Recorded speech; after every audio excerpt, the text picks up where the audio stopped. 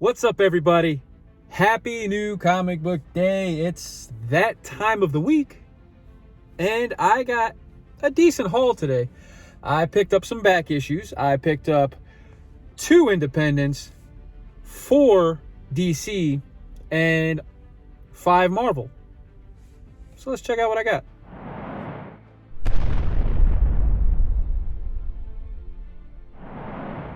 Ever since last week, when I finally took that leap and started looking at the spinner rack, which I have neglected in the good majority of the time I've been going to Heroes. So I think last week, finding the Brigade issues, I was like, you know what? I'm going to keep an eye on it. $1, everything is $1 off of that rack. So, you know what? I'm going to check it out. So, a couple of the back issues that I got, 3 of the 4 back issues I got, I should say, is actually off of the spinner rack. So I picked up Youngblood issue number 4, and I love the artwork, man. And you know, that Liefeld cover, that Rob Liefeld cover, and I believe he does the interior on this stuff too. Yeah, the creator, the writer, and the penciler is all Rob Liefeld. So I picked up issue number 4 of Youngblood. Not the greatest of condition, but it's definitely not horrible. I'll say that. And then I picked up Team Youngblood issue number 4. And this is from Rob Liefeld's Extreme Studios. So creator and the story was done by Rob Liefeld. But the penciling and ink and all that other stuff is other people. But yeah, thought that was pretty cool. So Team Youngblood issue number 4. Man, I miss those $1.95, those cheaper cover, their comic book prices. Then still staying with Image, Wildcats issue number 4. This is Jim Lee. Now I know they got the whole new Wildcats through DC and everything coming out now, but this is like the Image stuff, the original Wildcats. And as you can see, it's in a poly bag. So what is cool is it still has the card in the back that came with it. So I would kind of like to find all of the issues for this as well, at least 1 through 3, and then this is issue number 4. But yeah, pretty cool stuff. And then those were unplanned. I kind of just went on the whim, looked at the spinner rack, picked those up. But the book that I was planning on picking up was the X-Men issue number 1. And this is the X-Men era that I pretty much grew up on. This is pretty cool because this is issue number 1 of X-Men, but there's 3 other issues that create this big image together for issue number 1. So I might try to get those other issues to kind of make that complete. I am also thinking about, and of course it's going to be a timely thing. It'll take some time to do this, but I'm thinking about trying to get the entire run for this because for me it's such a nostalgic story, an era of X-Men, and I just think it would be awesome to get the entire run, all the single issues for this. I believe there's like 115, so I'm thinking about it. I'm considering it, and I know I could get a good amount of these issues at Heroes, but not all of them. So yeah, so X-Men number 1, man, the feels, man, the nostalgia. For the Independents, only picked up 2 books. One of them was not planned. My wife went with me to Heroes this morning. And, she was looking at the books with me. Now, we're both really huge fans of Stranger Things, the show. And so she has some Stranger Things comics already. But she's seen this and she wanted this. So issue number 1 of 4, Stranger Things, Tales from Hawkins. So this is going to be kind of cool. So if you're a Stranger Things fan, I believe this is a new issue. This just came out, actually. So if you're a Stranger Things fan, man, these comics are pretty awesome. So this is cover B. I kind of like this one a lot, this cover. So yeah, so Stranger Things issue 1 of 4, pick that up. And the book that I've been waiting on for a while, which I think a lot of people might have, is The Exiled. Yeah, it's Wesley Snipes' book from Whatnot Studios, or yeah, Whatnot Publishing, I'm sorry. I have Extreme Studios in my head. But Whatnot Publishing, issue number 1 of Wesley Snipes' book. I've been waiting for this, and I believe this actually got pushed back a couple of weeks, because I think this was supposed to come out in January initially. But yeah, and then looking through this, man, the artwork is pretty awesome. Yeah. Now in the back, because I'm liking a lot of Whatnot Publishing. I like a lot of what they've been putting out for the most part, and they have like a preview of issue number 1 of Astrobots that comes out, I want to say in March, I believe. But they have a little preview of that. It's kind of like a Transformers-ish kind of feel to it. But they have a preview for issue 1 in here, which is about, I don't know, about 5 or 6 pages or so.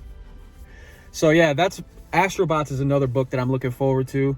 But anyway, Exiled from Wesley Snipes, issue number 1. DC, only 4 books this week. But I believe that they're all good books. They're all solid books, man. So I picked up DC Universe, The Lazarus Planet, Next Evolution. So this is going to be good. I feel like I have good expectations for this book. The last week's issue, it was probably so far my least favorite book of this event. So I'm feeling good about this. I believe this is supposed to introduce a couple of new characters. So yeah. So Lazarus Planet, Next Evolution, one-shot issue number 1. So pick that up. Now this is probably my favorite thing going on right now as far as events, is the Flash 1 Minute War. This is part 3. So yeah, last week we had that one-shot issue, or the week before, I can't remember. We had that one-shot issue that gave more of a background origin story-ish kind of deal with the alien group that was trying to take over Earth. And this is going to be picking up with the current story. So yeah, man, I'm excited. I love this. I love this whole event. Self-contained, you can't go wrong with it. So the Flash issue number 792, which is part 3 of the 1 Minute War. And then I also picked up Batman 132. I mean, so far through one issue of this current arc, it's hard to follow up the Failsafe arc, man. That was just so good. And you had the artwork from Jimenez was just absolutely amazing. So on this arc, at least this arc, you have Hawthorne taking over, and it's not bad artwork. He don't have bad artwork in here at all. But it's just, in comparison to what Jimenez was doing, it's not as good. So yeah, I mean, it's still a solid book. So Batman 132, pick that up.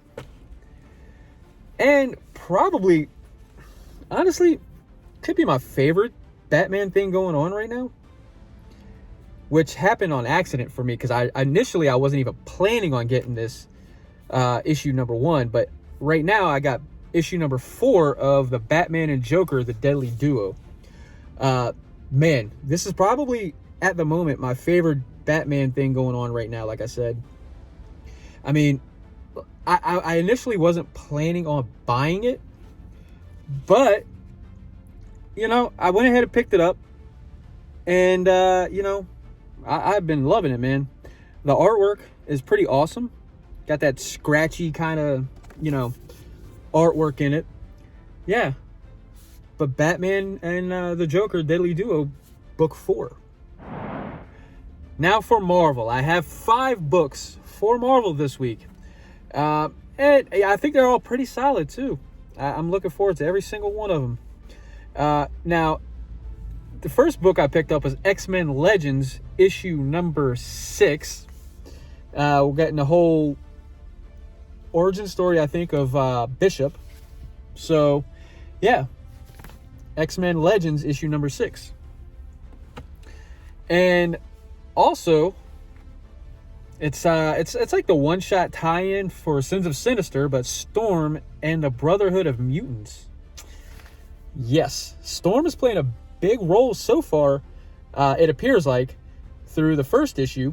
So, yeah, this is gonna be interesting. So, Storm, the Brotherhood of Mutants, issue number 1, more like a one-shot. But yeah, Sins of Sinister tie-in. And then this I've been waiting on this. The Amazing Spider-Man issue number 19. Now we're past the dark web, done with that. So I'm definitely going to start reading this again because, like I've explained before, I'm not really reading the dark web issues because, you know, I'm going to plan on doing that later on. But with this issue and the next issue number 20, Zeb Wells and Romita Jr., they're not going to be on there. They're, I guess, a little break. So guest creators Joe Kelly, Terry, and Rachel Dodson are filling in on this book. Now, I got to be honest, the artwork in here is pretty good, especially in comparison to what Romita has been doing on this run. See, I mean, that's a lot better than what Romita has been doing.